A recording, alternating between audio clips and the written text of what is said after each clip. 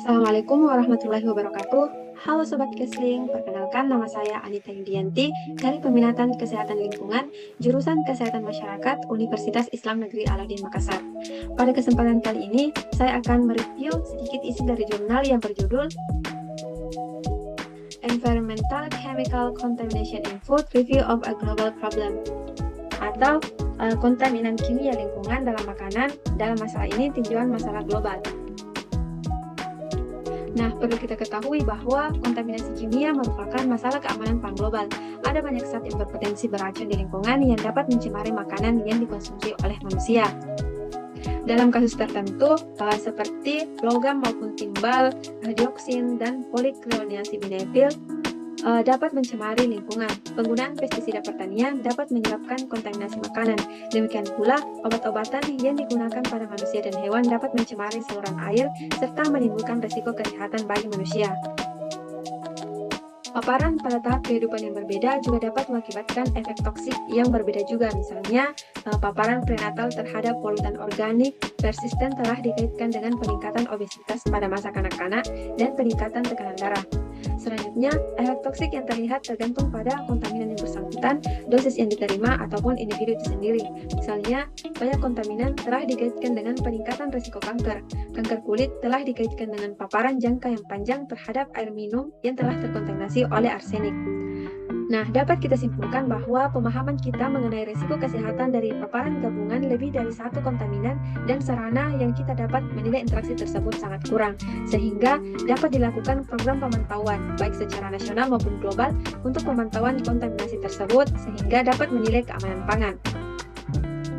Nah, dapat kita lihat pada slide ini, merupakan jalur kontaminasi mulai dari industri maupun sumber lainnya lalu masuk pada lingkungan. Nah, di lingkungan ini akan tercemar melalui udara, makanan, air tanah, sehingga pada akhirnya masuk ke dalam tubuh manusia maupun ternak. Faktor-faktor seperti sifat tanah, aktivitas manusia, dan sumber titik mempengaruhi akumulasi logam di lingkungan. Misalnya, penambangan dapat mengakibatkan pelepasan zat seperti arsenik dan merkuri. Begitu berada di lingkungan, zat-zat ini dapat mencemari makanan dan air dan mengakibatkan bahaya kesehatan manusia dengan efek toksik yang bervariasi tergantung pada kontaminan yang tertelan. Yang pertama itu logam dan metaloid. Logam dan metaloid di lingkungan memiliki berbagai sumber. Salah satu sumber merkuri dan timbal adalah pertambangan. Misalnya, kadmium dalam tanah terdeteksi pada jeruk besar di Cina. Juga, berbagai logam terdeteksi dalam biji yang dapat dimakan, dengan kadar tembaga yang cukup tinggi untuk menunjukkan peningkatan risiko kesehatan bagi orang yang mengkonsumsinya. Yang kedua, hidrokarbon aromatik polisiklik. Terutama itu ada pada bahan organik yang sudah mengalami pembakaran tidak sempurna atau pirolisis, atau dari proses industri. Yang ketiga, bahan kimia industri. Misalnya, dalam banyak makanan umumnya terkait dengan proses memasak yang panas, misalnya dalam roti dan kentang panggang atau goreng, dan juga diproduksi untuk penggunaan komersial dan industri. Yang keempat, produk farmasi dan perawatan pribadi. Istilah obat-obatan dan produk perawatan pribadi mencakup berbagai zat yang dapat masuk ke lingkungan dan masuk pada makanan ataupun sumber air. Yang kelima, unsur radioaktif. Radionukleotida juga telah terdeteksi dalam makanan laut di India, berbagai makanan di Balkan, dan makanan serta air minum di Swiss. Yang keenam, limbah elektronik. Misalnya, pembakaran tidak sempurna dari produk tersebut melepaskan berbagai polutan, termasuk PFDA, dioksin, PAH, PCB, dan logam atau metaloid. Selain itu, kontaminasi dari perangkat tersebut dapat masuk ke dalam air minum serta makanan yang akan kita konsumsi. Yang ketujuh, plastik. Faktor-faktor seperti suhu penyimpanan yang lebih tinggi dan waktu kontak yang lama dengan kemasan dikaitkan dengan tingkat kontaminasi yang lebih tinggi. Tetapi, penilaian risiko kesehatan menunjukkan bahwa risiko tersebut masih sangat rendah terhadap konsumen. Yang terakhir, nanopartikel. Alur dan efeknya dalam biota masih belum jelas, tetapi mereka telah terbukti melakukan perjalanan dalam rantai makanan yang akan dikonsumsi oleh manusia. Setiap efek samping yang terlihat tergantung pada beberapa faktor, termasuk apakah paparan tersebut akut atau kronis, dosis yang diterima, rute paparan, dan rincian individu seperti usia dan kesehatan. Sebagai contoh, keracunan timbal dapat mempengaruhi hampir semua organ, tetapi tetapi yang paling parah terpengaruh adalah sistem saraf.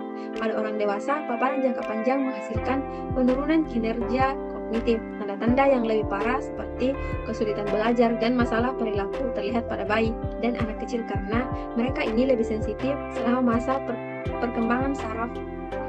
Di sisi lain, di tingkat masyarakat, mungkin lebih penting untuk mengidentifikasi lokasi yang terkontaminasi dan menilai risiko kesehatan. Dengan demikian, pemantauan memainkan peran penting dalam keamanan pangan.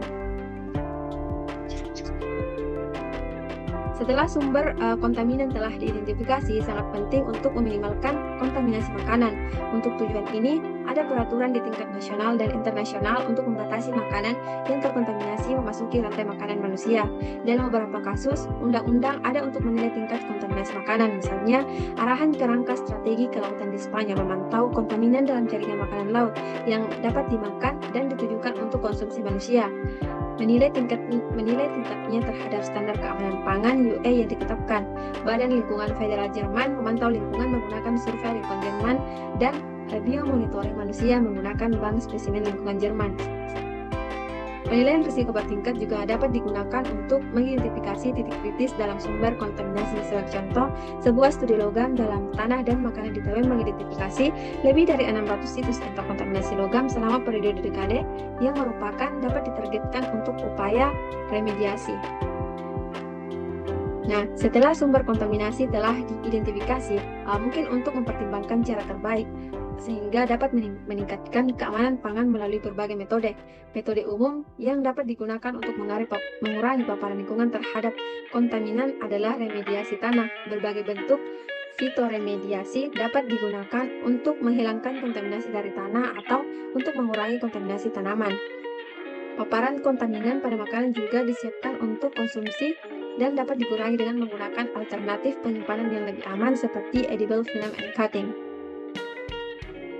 Nah, dari jurnal tersebut dapat kita simpulkan bahwa sikap masyarakat terhadap keamanan dan pencemaran pangan seringkali berakar pada tradisi dan kebiasaan. Meskipun konsumen memilih makanan mereka berdasarkan faktor sosial dan keuangan, tanggung jawab untuk keamanan pangan tetap dipegang teguh oleh badan yang mengatur hal tersebut. Publisitas setelah insiden terkait pencemaran lingkungan mengharuskan pemerintah untuk memiliki kerangka kerja kesehatan, hukum, dan etika masyarakat secara tepat waktu. Pendidikan masyarakat tentang budidaya tanaman dan pemeliharaan ternak yang lebih aman, pemilihan makanan yang seimbang, dan metode memasak yang lebih aman juga harus didorong. Pada skala nasional, pemerintah juga harus berusaha untuk mengurangi kesenjangan perkotaan dalam paparan lingkungan. Nah, mungkin itulah sedikit review dari saya mengenai jurnal. Terima kasih atas waktu yang telah diberikan. See you in the next presentation. Wassalamualaikum warahmatullahi wabarakatuh.